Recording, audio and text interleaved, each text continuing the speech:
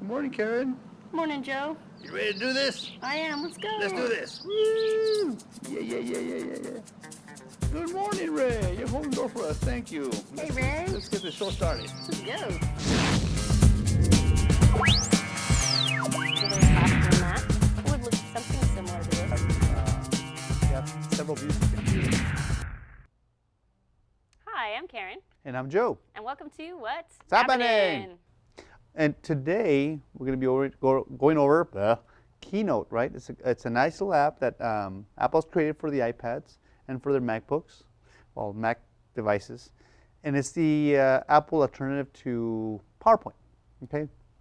And so you can use it as a PowerPoint, okay, to create presentations like PowerPoint. But our focus today will not be on so much on the slideshows as people are used to doing, like PowerPoints.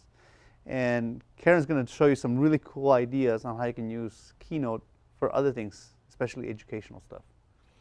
So just a quick background real quick. Keynote is actually $9.99 in the App Store, and I know it seems kind of pricey, but I'll tell you that it's actually been worth it for me. It has been. I use it all the time. But in the classroom, actually, it's on some of our Texas Literacy Initiative grant iPads. So our students have access to, I think, grades 3 through 12. And so they're able to create presentations and books. I'll give you some other ideas with that app. So we want to make the most of it since we do have access to it. And then also, if you plan to buy yourself an iPad soon, right? The new iPads actually, Apple is going to release that as part of the package when you get your new iPad. So you won't actually have to go to the App Store and buy it. It's going to come with it, which I think is pretty awesome. And let me just interrupt real quick on that. Also is that Keynote, what's really cool, what stands out over the PowerPoint option is that when you create something on the iPad, it's automatically saved on your iCloud. So you can go onto any computer and log in with your iCloud account, and you can go in there and download those presentations. Everything's saved online. And if you have a Mac or any other Apple product, you can actually go in there, access your projects, and continue working on it. So it's really awesome. It's all synced up. Anyway, Karen. Okay, well, I'm going to go ahead and share my iPad with you real quick. Actually, technical difficulties. Let me AirPlay. There we go. We should see it in just a moment.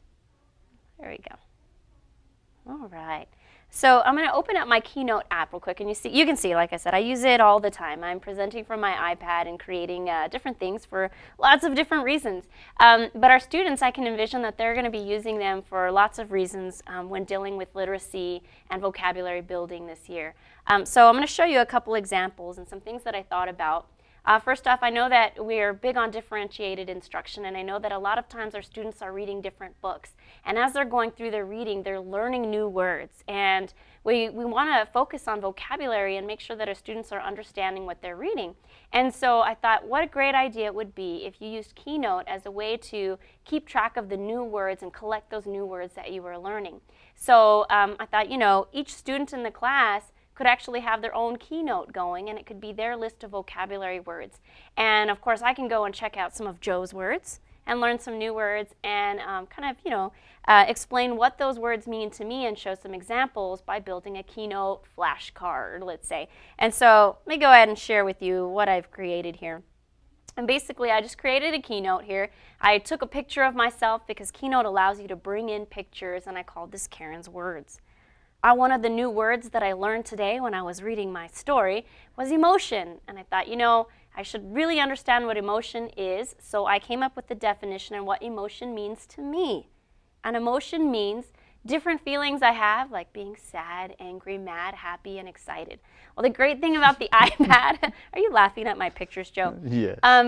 Is that you can actually use the camera on the iPad to take photos. So you can take genuine photos as a student that really depict and show what that word means. Another word I learned here, investigate, right?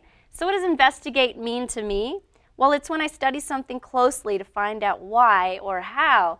So, of course, Joe took some pictures of me investigating a plant, right? The camera, that video camera, I wonder how it works. And we took a magnifying glass because that's another key indicator that remind me what investigation is. So we can use Keynote as a way to build some of those slides, and I think that that would help students remember some of the vocabulary, especially if they take the time to make that connection for themselves. And so real quickly, let me go ahead and show you how it kind of created these slides and some little elements into Keynote. So if you'll notice on the bottom of the screen, on the left-hand side, you see a little plus sign. Whenever you want to add a slide, it's super simple. You just hit the plus sign and choose that kind of template that you like. I'll go with this one here. And so here it gives you the directions, double tap to edit. So if I have a new word like happy, I'm happy today, okay? I'm gonna hide my keyboard here. And I actually don't need this extra text box. So notice it automatically tells me I can cut, copy, delete, lock, or animate. I'm just gonna delete it and get rid of it. It goes away, okay? And then I've got my first word, or let's say my third word, the plus sign, and then I can go ahead and bring in another slide so I can go ahead and put my definition, all right? The neat thing though, of course, I can type, that's great, but on the top right you have some other features. And you see that there is a plus sign there too. Well, that plus sign gives you the option of, you'll notice there's tabs across the top to find your media, like your pictures. Let's get a funny photo of me here. Okay, I was squeezing to make this smaller. Give me a second. There's little corners so that you can make your picture smaller. There we go. So I can bring in those photos that might help me remember. That's too distracting, right? Let me just delete that. Give me a second. So you can tap to delete. Other things that you can do, if within your camera roll, you can see I have lots of photos here and videos. If you do have any videos, you can also bring videos in so they can actually record themselves. If it's not a word that they can actually take a picture of, they can act it out or kind of show it in action with video, and they can actually bring it in. So while they're looking at their flashcards, it could also have video as well. It doesn't just have to have a picture, right? So nice things they can do. There are availability to add your tables, your charts, and shapes as well if they want to get fancy, because we know our students like having stars and bubbles. They can bring those things in as well. Okay, and so once I'm finished, of course, I can build in additional transitions, right? I just want you to know about this because I wanted my flip cards to flip. So, of course, I clicked Build Transitions, and I can make it flip or flop. Let me show you flop real quick. And it'll show you the transition you can build in. Pretty nice, right?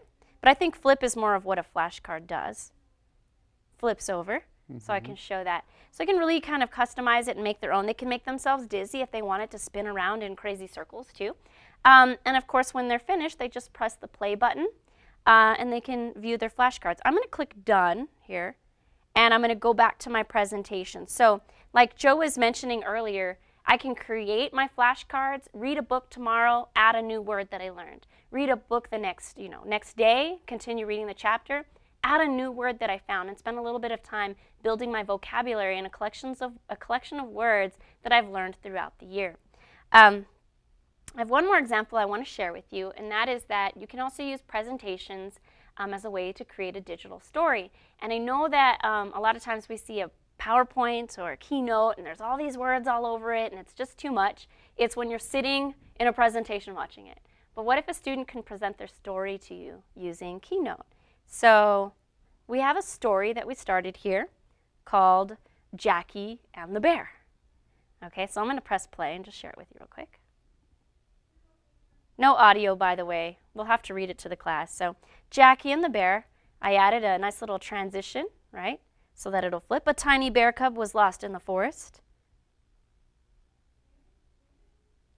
And there's Jackie.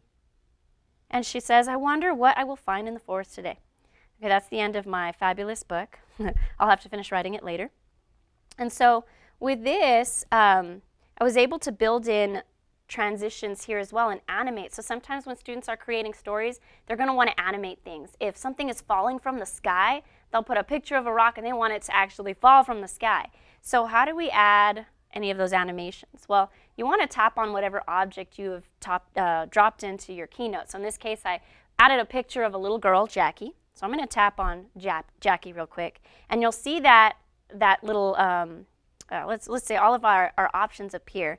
And there's one that says animate.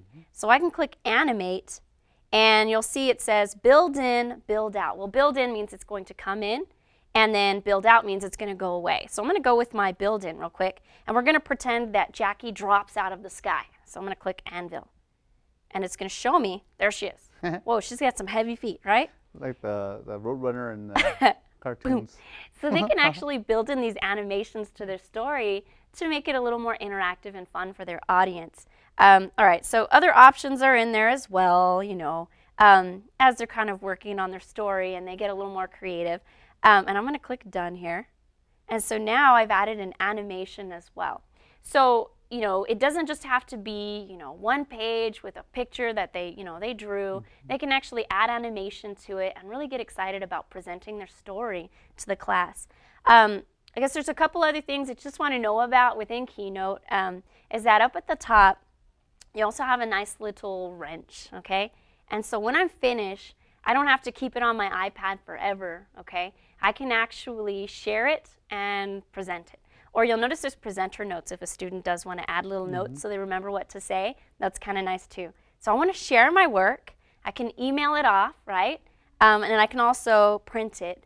One thing that I like to do is actually connect my iPad to my computer and then copy it to my iTunes. So I actually have a copy of it on my computer. But let me just show you real quick. If I go ahead and email my presentation off, it gives me 3 options, okay?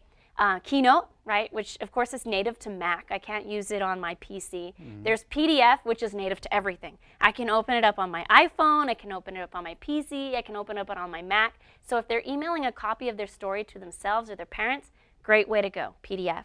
Or a PowerPoint, if the only way you're going to be able to view it is on your Microsoft Office software. You have those options. So thank you, Apple, for thinking of us when we want to email something off. And I'm going to email my story to myself here in just a moment. And then I can go ahead and open it up. All right? So what do you think about that? Any other ideas, Joe, for using maybe Keynote in the middle school classroom?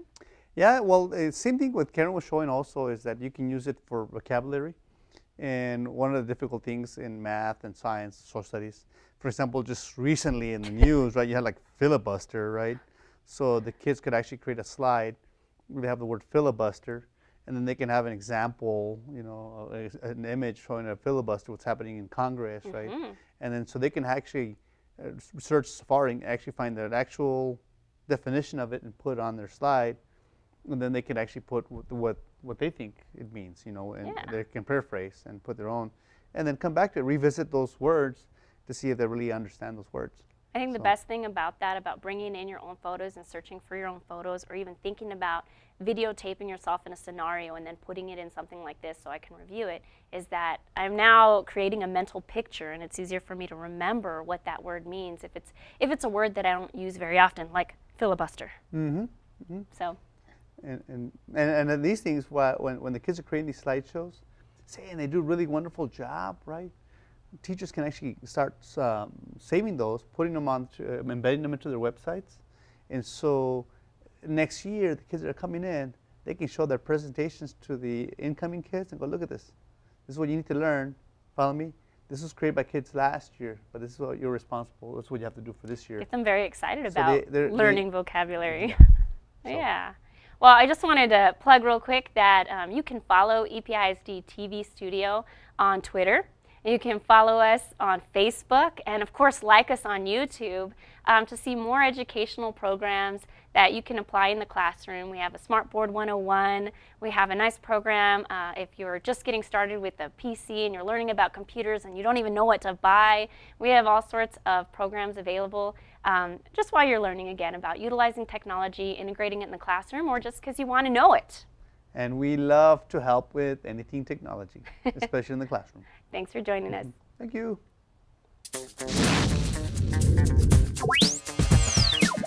Classroom math. It would look something similar to this. Yes, several views